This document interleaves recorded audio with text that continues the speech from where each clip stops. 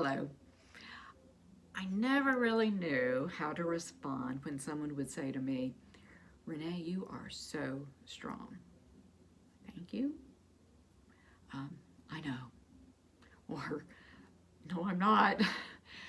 And I know what they meant by the comment. They were trying to imagine themselves in my situation, caring for a spouse with younger onset Alzheimer's disease. And they meant it as a compliment. But was I really strong, or was I just doing what needed to be done? What else could I do? I couldn't walk away. And I really think most people in my situation would have done the same thing. You pull from a inner source of strength that sometimes you don't even know you had. I know that I was raised to be strong and independent, and for that I am ever grateful to my parents. They actually raised 3 independent daughters, and each of us have had to shoulder our individual burdens with inner fortitude and hopefully with some grace. I'm also a bit of a perfectionist. I like to be right. Yes, I'm the girl who corrected your grammar and didn't do particularly well in group projects because I wanted to run the show because I knew the best way to do it. Being a perfectionist isn't particularly helpful as a caregiver, however. Maybe my making plans and researching, figuring out best care practices helped, but implementing those best practices, I was far from perfect. The caregiving principle, it's better to be kind than correct, was particularly difficult for me to live into. I knew it was a disease. I knew he couldn't help it, but my brain would just go haywire anytime he said or did something that was illogical.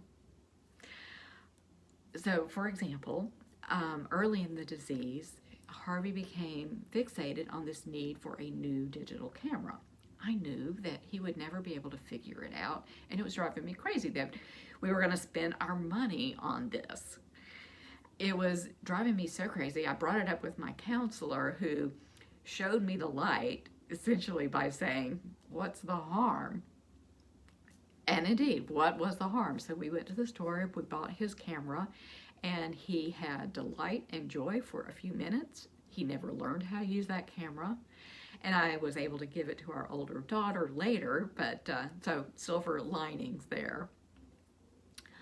Along with perfectionism, I also have a tendency to be inflexible.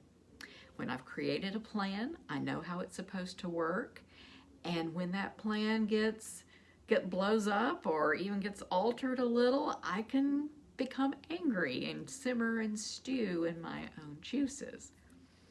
Well, being flexible is essential when caregiving for someone with dementia. And I think I got better with that over time. You just have to, because best laid plans are laid to waste. Something will come up.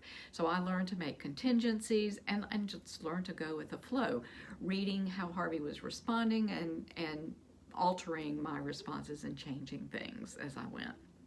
So an example here was also early in the disease. He had an appointment at UAB, our local teaching hospital, to see if he qualified for a drug study. And I thought this was a very important appointment. It meant possibly that he would be getting a drug that could help him. We had this appointment. I was going to see patients in the morning, come home, and take him to the 1 o'clock appointment.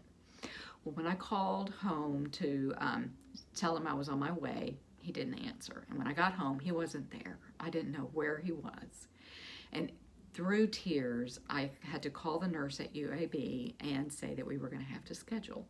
Well, she was very understanding and just said, "That's okay. These things happen when you're dealing with someone with dementia."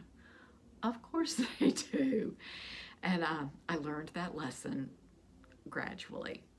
So in closing, I think I am fundamentally a strong person. I had to be, but I also know that I was strengthened by friends and family that supported us. And by taking care of myself physically, spiritually, and emotionally, that added to my strength and my resilience. As Glennon Doyle says, we can do hard things. And I would add, especially if it involves someone that you care for deeply. Thank you. Be well and keep your balance.